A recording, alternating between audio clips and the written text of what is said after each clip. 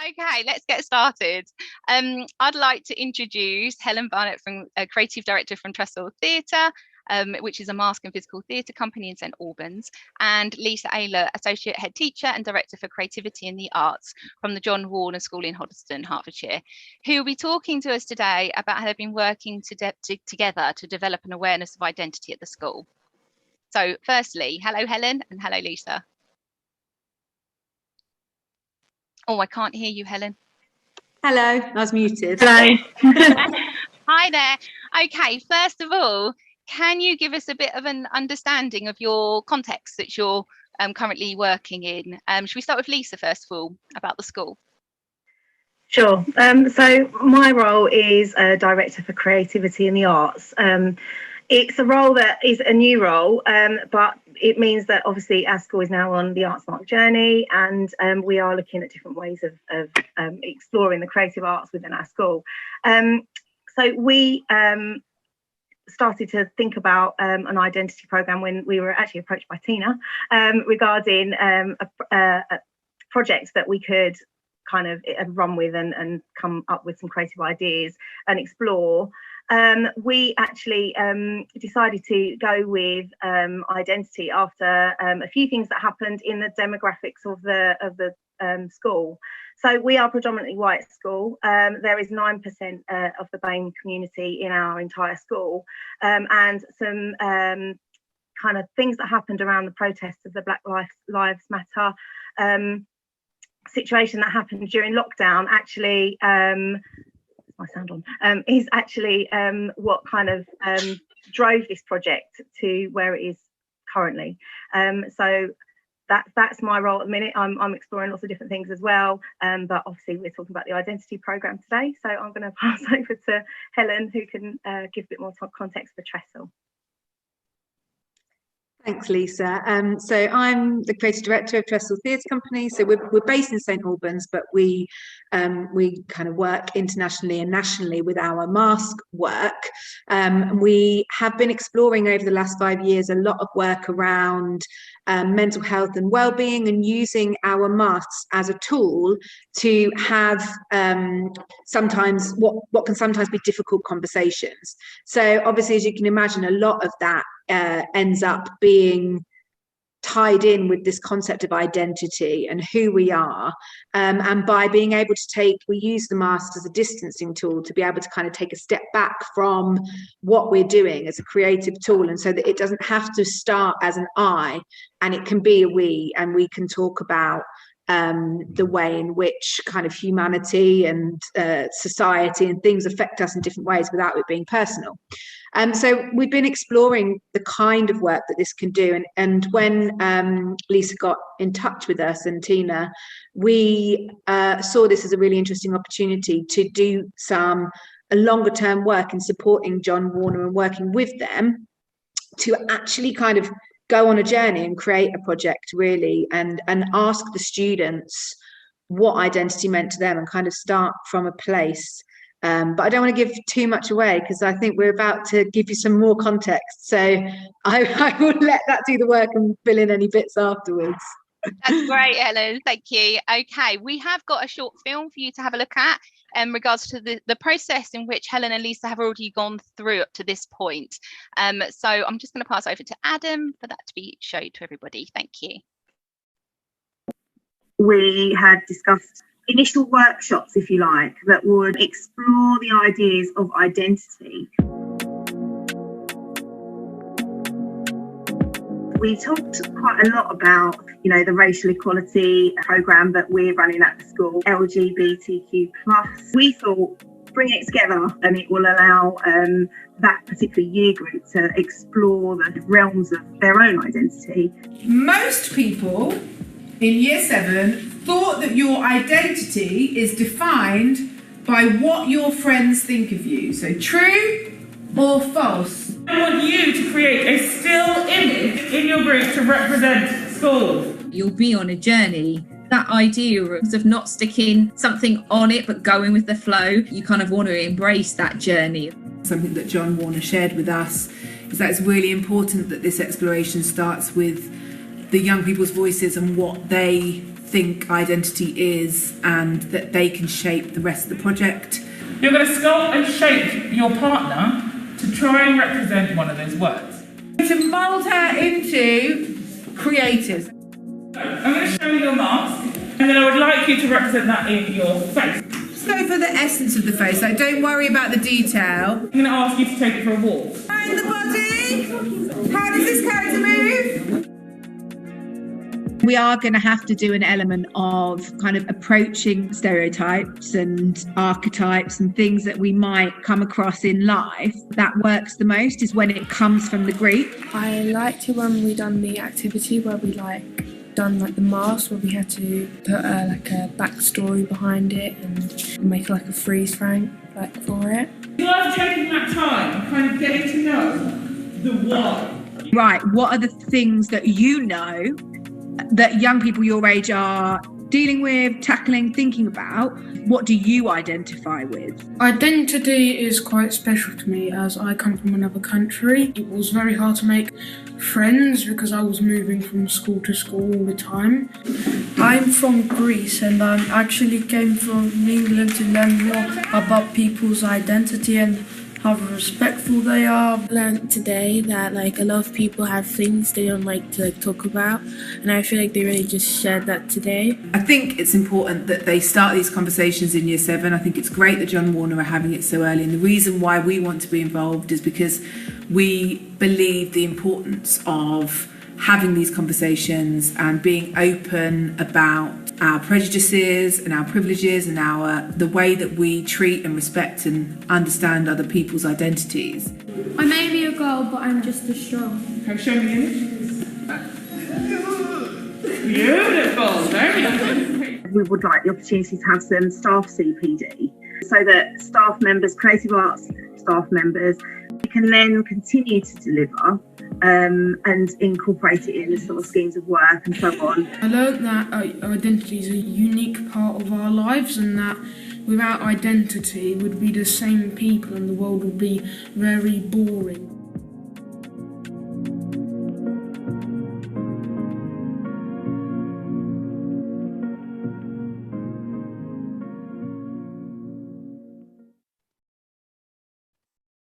Thanks so much, Adam, for that. And I hope that kind of gave you an insight into what's happened through this process so far.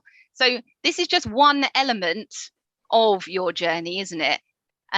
Lisa, would you like to kind of talk a little bit about how this part fits in? Well, we literally are doing it phase by phase, actually, the whole project. And it's started with the Year 7s last year in the summer term, which is, and as it's a year-long project, we are continuing with the same year group and kind of, doing different phases. We're currently about to start phase 2. So what you just saw in the video is actually phase 1. And that was, as you saw in the video, it's, people starting to understand the concepts of identity, how it relates to them, how it can, shape them and shape how they respond to others. And so that they have a greater understanding of, the diversity and, their local environment as well. We did actually think about starting with the racial equality elements, like I mentioned before, but we do have a racial equity programme running at our school anyway, with a senior member of staff, and because that was running in sort of on its own, we wanted to kind of incorporate that and bring all elements of identity actually into the programme. So working with Helen, we decided that the best way to do that was actually to work around the students, and that initial phase has kind of shaped the next phase that we've started already this term. So yeah. That's great, Lisa. Helen, how do you feel that your partnership has kind of impacted that process? So I think it's really interesting, kind of following on from what Lisa was saying. When we first started these conversations, neither of us had the answers. Trestle as a school didn't have the answers of how we can kind of promote these discussions in young people. John Warner and Lisa and the senior management team there didn't necessarily have all the answers. But what we said was that we really wanted to, for these young people to really be embedded in thinking about how they respond to the world, themselves, their own identities, each other, and the empathy they show each other. That was something that Lisa said early on, and that they would become advocates within school for promoting all of the other brilliant work that John Warner are doing around the racial equity programme and Stonewall, and getting them to kind of engage this in a positive way. So because it was year 7, we really saw this beginning point as a scaffolding process, and getting these students to think about their own experiences, their own lived experiences, their own the things that they are dealing with on a daily basis, and their identity, and how that then might be different to other people, and how other people's experiences might be different. And just by starting with them, we think what we've seen is a real engagement and interest that I think has been really beneficial to getting them to kind of open up about these things actually and have those conversations. So by putting the questions back to the young people, so before we even had the first session, we actually did a big questionnaire, and we asked the students what they thought about identity, and we shared it in the teacher CPD. And it was really interesting how actually a lot of the students saw their identity in different ways. So even just sharing that with the other students, you saw in the video, the kind of getting them to do a do you believe this, or who do you think said what kind of example. And that was really interesting and taught us a lot about where we're going next. And crucially, we don't know what the next stage will be now, because that's going to come out of what the students say. And it might be with different artists, it might be with us, it might be taking it wider in the school. We just don't know at the minute. And I think that's something that's been really beneficial, is that we've been able to work together and kind of discover what the students need on the ground, rather than having to kind of put something on any of us as organisations or the students. Been really interesting. Yeah, as somebody who's kind of been involved on the side, the way in which you've worked together on this and not having an expectation of knowing exactly where you're going with it, and challenging and supporting each other, has been really interesting to observe. What do you feel like the key learning points have been so far? Lisa, do you want to go first on that? Yeah, sure. I think listening to the students is a massive learning point for me as a teacher. I mean, I've had this discussion with many people, and sort of, trying to do this sort of program and getting something out of it, like as an end result, is the default way of working, I think. And I think the learning point is that, we are reflective practitioners, and, not actually, saying, oh, we're going to do this at the end and this is what we're going to get out of it, and walk away from it. The fact that it's we're planning for this to be a rolling program that we, introduce to, the rest of the school. So, actually, not having those expectations is a massive learning curve for me. And I think, the staff members that are involved in the school are also finding that, and they're very interested in the fact that it's working as a rolling program, rather than, oh, we've done a workshop with Trestle and that's it, we're going to leave it at that. That's not the case. So yeah, that's what I think. That's great, Lisa. Helen, is there anything you'd like to add? Yeah, just that I think it's not necessarily spoken about enough how beneficial that is for us as arts organisations as well, to have a relationship like that with teachers and to co-create a project. Because for us, Tina, you said it on beginning this discussion, that there is a wealth of knowledge in this Zoom room, and it's always the case of going into schools like, yes, okay, we work with our masks in a certain way, but we learn things from every student that puts a mask on, every teacher that engages with us, and being able to have a project that's longer, that's more embedded, that enables us to have time meeting with the teachers and talking about what their students are experiencing and what they need next. It only helps us to make what we do with students more engaging, more tailored. And I think a more positive experience. I hope, be interested to see what the students say at the end of the process. Obviously, we're only halfway through now, but I think that it will be something they remember. And to me, that's really important, that for this work, that they're going to take it with them and remember what they picked up from this project, I hope. And I would say also that actually working with, you know, external people rather than us as teachers all the time is totally beneficial for the students as it is for the staff as well. So it's worked really well. That's great, thank you.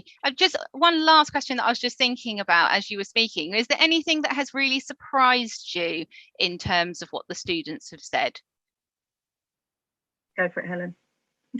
Well, I think, I mean, I don't think there was anything specifically that hugely surprised us in terms of like us going in not knowing the school, but I think the fact that we asked the questionnaire and then took it to teachers as in the first CPD session, I think there were a few surprises then, weren't there, Lisa, in terms of how the students identified themselves. And the thing that they said, like we did a word cloud, and one of the biggest words that came out that the students identified themselves as was kind.